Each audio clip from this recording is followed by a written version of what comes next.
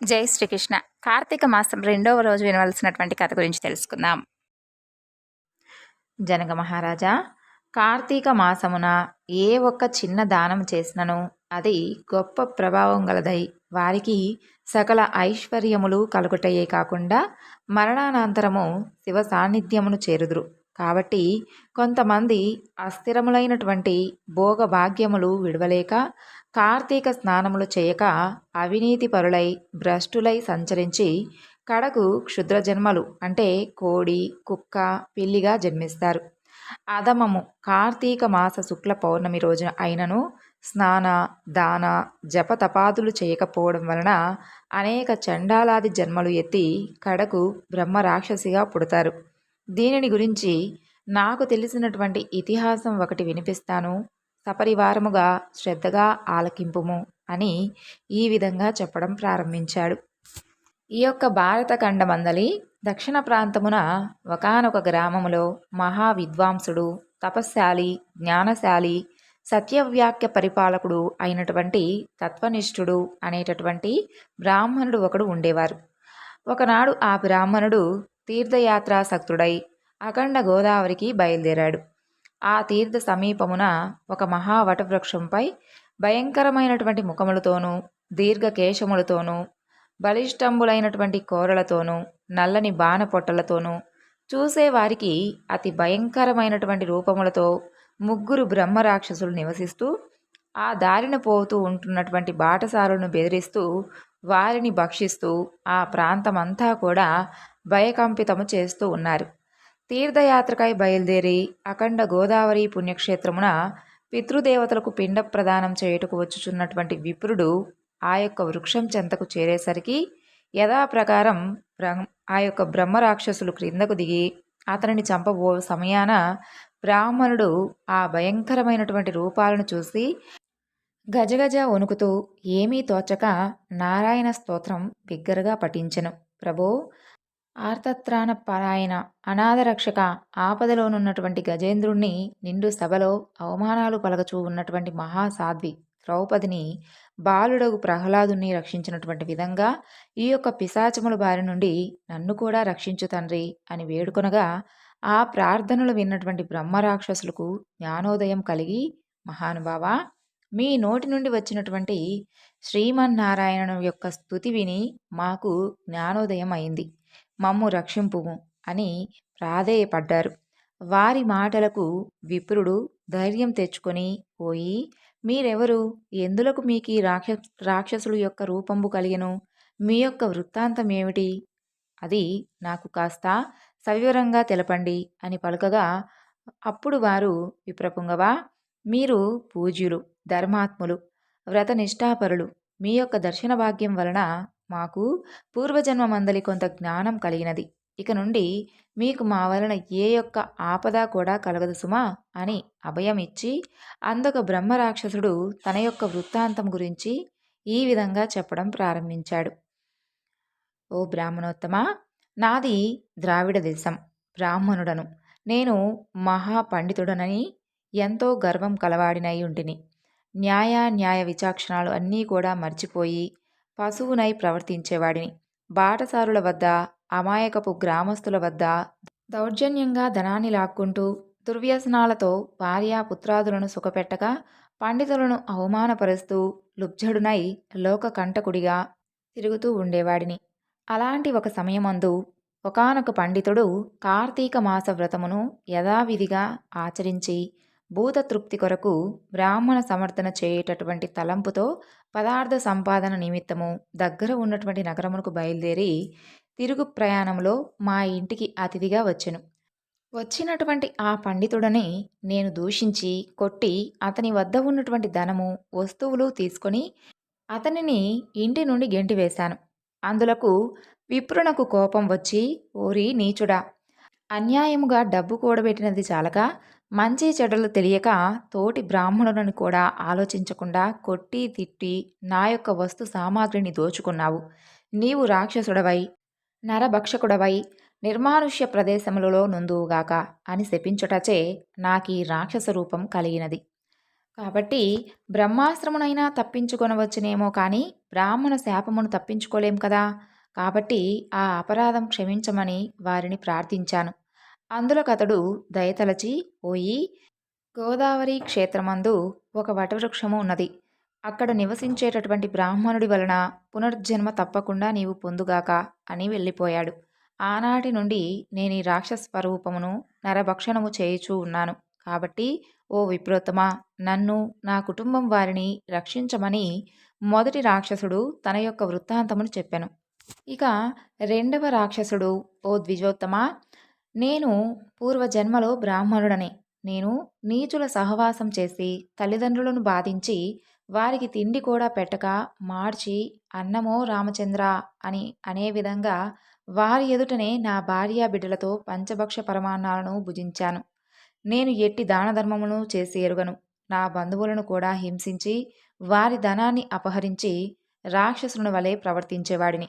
కాబట్టి నాకు ఈ రాక్షస సత్వము కలిగింది. నన్నీ పాప పంకిలము నుండి నీవే ఉద్ధరించాలి అని బ్రాహ్మణుని యొక్క పాదాలపై పడి పరిపరి విధములా వేడుకున్నాడు. ఇక మూడవ రాక్షసుడు కూడా తన యొక్క వృత్తాంతమును ఈ విధంగా తెలియజేశాను. మహాశయ, నేనొక సంపన్న కుటుంబంలో పుట్టినటువంటి బ్రాహ్మణుడను. నేను విష్ణు ఆలయములో అర్చకునిగా ఉన్నాను. స్నానమైనను చేయక కట్టుబట్టలతో దేవాలయములలో తిరుగుచూ ఉండేవాడిని.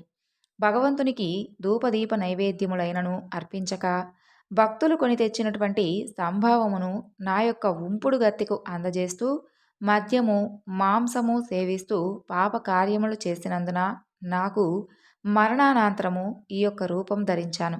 కాబట్టి నన్ను కూడా పాప విముక్తిని కావింపమని ప్రార్థించాడు. ఓ జనక మహారాజా, తపోనిష్ఠుడైనటువంటి ఆ విప్రుడు పిశాచముల యొక్క దినలపములు ఆలకించి, ఓ బ్రహ్మరాక్షసులారా, భయపడకండి. మీరు పూర్వజన్మలో చేసినటువంటి ఘోరమైనటువంటి కృత్యముల వలన మీకు ఈ రూపములు కలిగెను.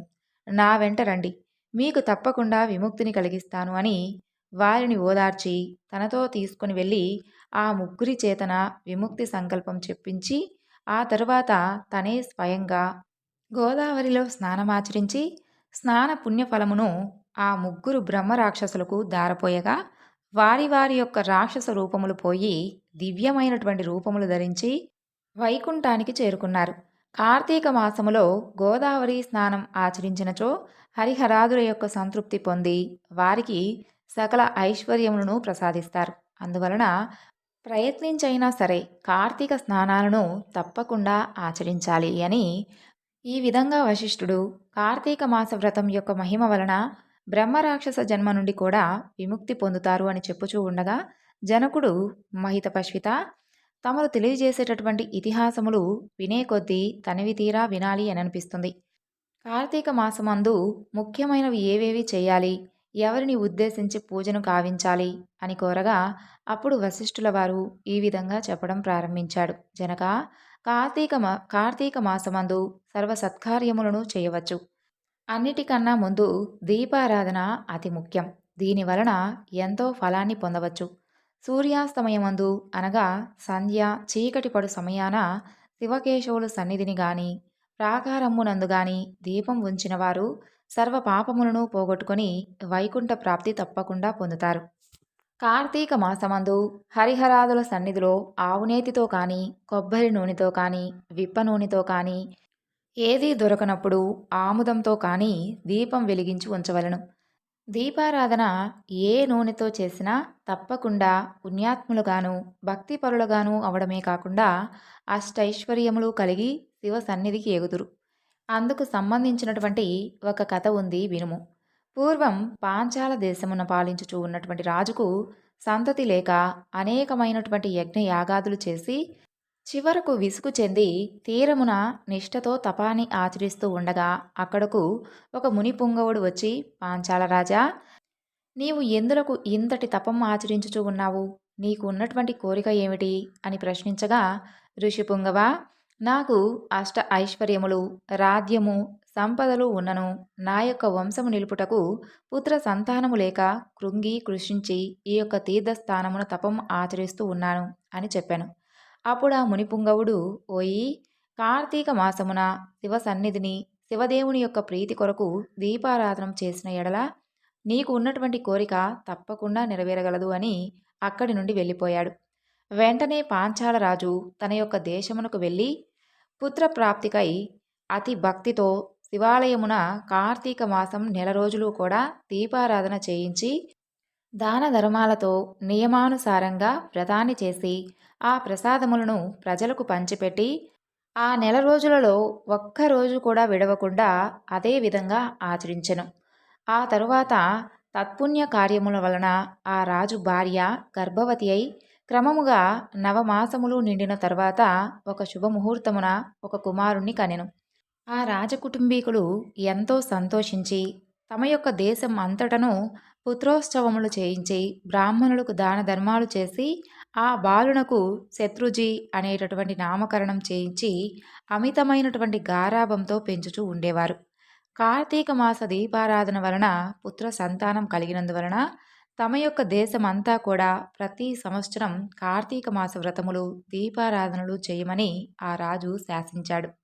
రాకుమారుడు శత్రుజీ దినదిన ప్రవర్ధమానుడగుచు సకల శాస్త్రములు చదివి ధనుర్విద్య, కత్తిసాము మొదలైనటువంటి విద్యలన్నీ కూడా నేర్చుకున్నాడు. కానీ యవ్వనమున రాగానే దుష్టుల యొక్క సహవాసం చేతను తల్లిదండ్రుల యొక్క గారాభం చేతను తన కంటికి ఇంపగు స్త్రీలను బలాత్కరిస్తూ ఉండేవాడు. ఎదిరించిన వారిని దండిస్తూ తన యొక్క కామవాంఛ తీర్చుకుంటూ ఉండేవాడు. తల్లిదండ్రులు కూడా తమకు లేక లేక కలిగినటువంటి కుమారుడు కాబట్టి అతను చేసేటటువంటి పనులన్నీ కూడా చూసి చూడనట్లు విని విననట్లు ఉండేవారు. శత్రుజీ ఆ రాజ్యంలో తన కార్యములకు అడ్డు చెప్పేవారు ఎవ్వరూ కూడా ఉండేవారు కాదు. ఇక కత్తి పట్టుకొని మరి ప్రజలను భయకంపితులను చేస్తూ ఉండేవాడు. ఆ విధంగా తిరుగుచూ ఉండగా ఒక దినమున ఒక బ్రాహ్మణ పడుచును చూసి తటాయిస్తూ ఉండెను. ఆమె ఒక ఉత్తమమైనటువంటి భార్య, రూపవతి. ఆమె యొక్క అందచందములను వర్ణించుట మన్మధునకైనా కూడా శక్యము కాదు. అట్టి స్త్రీ కంటపడగానే రాజకుమారుని యొక్క మతి మందగించి కొయ్యబొమ్మ వలె నిశ్చేష్టుడై కామ వికారముతో ఆమెను సమీపించి తన యొక్క కామవాంఛ తెలియజేసెను. ఆమె కూడా అతని యొక్క సౌందర్యానికి ముగ్ధురాలై కులము శీలము సిగ్గు విడిచి అతని చెయ్యి పట్టుకొని తన యొక్క శయన మందిరానికి తీసుకొని పోయి భోగములను గావించెను. ఆ విధంగా ఒకరికి ఒకరు ప్రేమలో పరవశమవడం చేత వారు ప్రతిదినము అర్ధరాత్రి వేళ ఒక అజ్ఞాత స్థలంలో కలుసుకుంటూ ఉంటూ తమ యొక్క కామవాంఛ తీర్చుకుంటూ ఉండేవారు. ఈ విధంగా కొంతకాలం జరిగింది. ఎలాగో ఈ సంగతి అంతా కూడా ఆమె భర్తకు తెలిసి ఆమెను పసిగట్టి భార్యను రాజకుమారుణ్ణి ఒకేసారిగా చంపవలనని నిశ్చయించుకొని ఒక ఖడ్గమును సంపాదించి సమయం కోసం నిరీక్షిస్తూ ఉన్నాడు. ఈ విధంగా కార్తీక శుద్ధ పౌర్ణమి రోజున ఆ ప్రేమికులిద్దరూ కూడా శివాలయమును కలుసుకోవాలని నిర్ణయించుకొని ఎవరికి వారు రహస్య మార్గమును బయలుదేరారు. ఈ సంగతి ఎలాగో పసిగట్టినటువంటి ఆ బ్రాహ్మణుడు అంతకు ముందే కత్తితో సహా బయలుదేరి గర్భగుడిలో దాక్కొని ఉన్నాడు. ఆ కాముకులిద్దరూ కూడా గుడిలో కలుసుకొని గాఢలింగనమనర్చుకున్న సమయమున చీకటిగా ఉన్నది, దీపముండిన ఎంతో బావుంటుంది కదా అని ఆ రాకుమారుడు అనగా ఆమె తన యొక్క పైట చెంగును చించి అక్కడ ఉన్నటువంటి ఆముదపు ప్రమిదలో ముంచి దీపం వెలిగించెను. విద్యపు నరసింహరాజు ఆ తరువాత వారిరువురూ కూడా మహా ఆనందంతో రతిక్రీడలకు సిద్ధమయ్యే వేళ అదే అదునుగా ఆమె భర్త తన మొలకు ఉన్నటువంటి కత్తిని తీసి ఒక వేటుతో తన భార్యను ఆ రాజకుమారుణ్ణి ఖండించి తను కూడా పొడుచుకొని మరణించాడు. వారి యొక్క పుణ్యం కొలది ఆ రోజు కార్తీక శుద్ధ పౌర్ణమి సోమవారం అవడం వలన ఆ రోజు ముగ్గురు కూడా చనిపోవడం వలన శివదూతలు ఆ ప్రేమికులిరువురిని కూడా తీసుకుని వెళ్ళడానికి అక్కడికి వచ్చారు. యమదూతలు బ్రాహ్మణుని తీసుకుని పోవడానికి అక్కడికి వచ్చారు.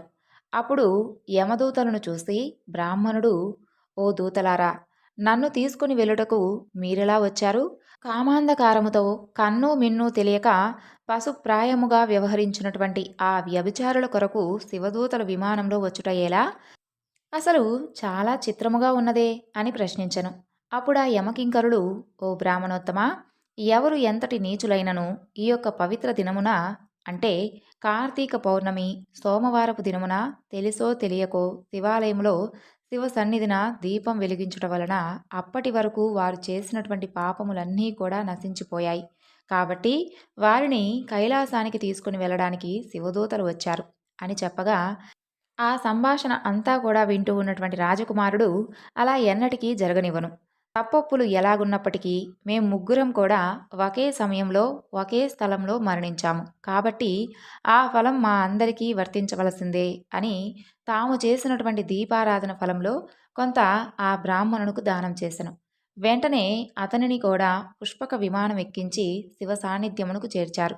వింటివా రాజా, శివాలయములో దీపారాధన చేయడం వలన ఆ ప్రేమికులు పాపములు పోవటయే కాకుండా కైలాస ప్రాప్తి కూడా వారికి కలిగెను. కాబట్టి కార్తీక మాసంలో నక్షత్రమాలయందు దీపముంచిన వారు జన్మరాహిత్యమొందెదరు అని చెప్పెను. ఈరోజు పారాయణను ఇంతటితో ముగిస్తున్నాను.